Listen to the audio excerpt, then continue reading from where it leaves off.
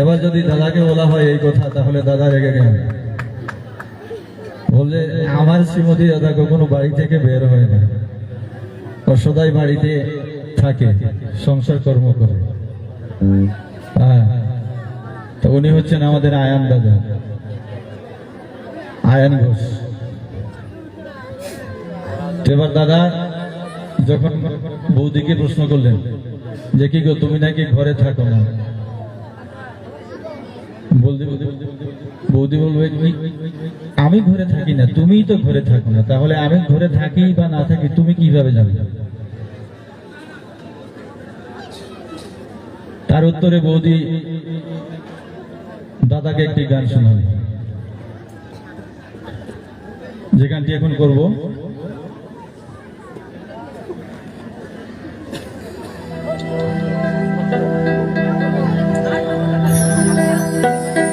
বৌদির একটু অহংকার, ওনার মাথায় খুব সুন্দর চুল আছে, উনি মাসে একবার বিউটি পার্লারে যান এবং বিউটি পার্লারে যিনি দিদিমণি থাকেন ওনাকে দিয়ে ওনার মাথার চুলটা ভালো করে যত্ন আত্মীর করে আসেন, যাতে মাথার চুলটা নষ্ট না হয়। তো বলছে আরে চুল ভেজাবো না, বেনি ভেজাবো না, এধারো ওধারো সাঁতারো পাথারো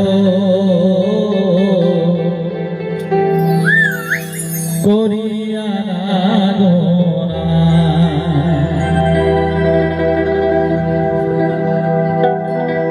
আমার যেমন বেনি তেমনি রবে চুল ভেজাবো, বেনি তেমনি রবে চুল ভেজাবো, চুল ভেজাবো না, বেনি ভেজাবো না, চুল ভেজাবো না, বেনি ভেজাবো না, এধারো ওধারো সেধারো পাথারো করিয়া না,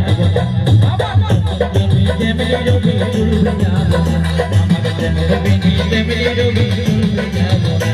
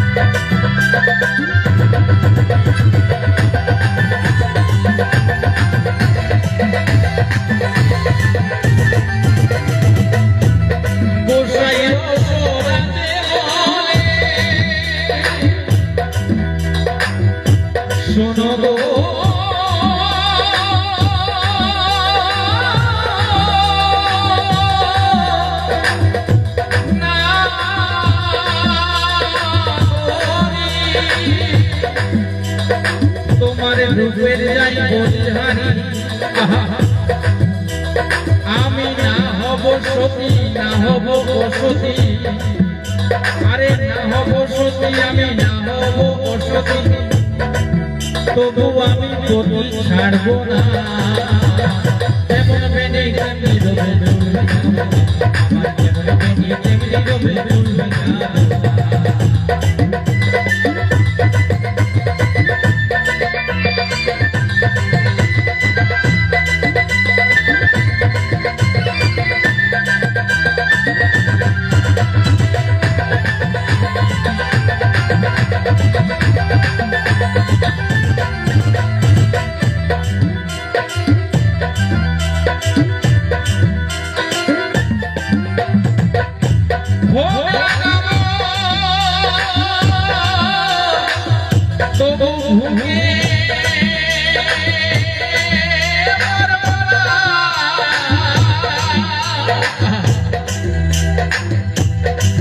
রাধিব বাড়িব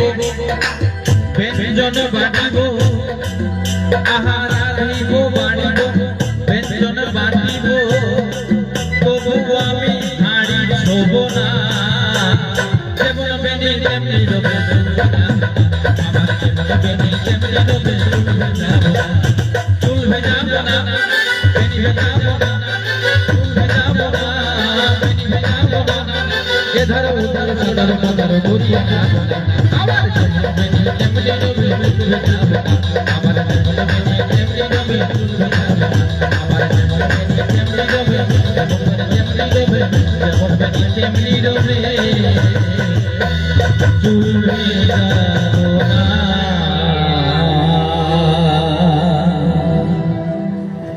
যেমন বেনি তেমনি রবে চুল ভেজাবো না একটি অনেক পুরনো একটি বাউল গান এই গ্রাম বাংলায় আমরা যখন প্রোগ্রাম করতে যাই বিশেষ করে যে গ্রামগুলোতে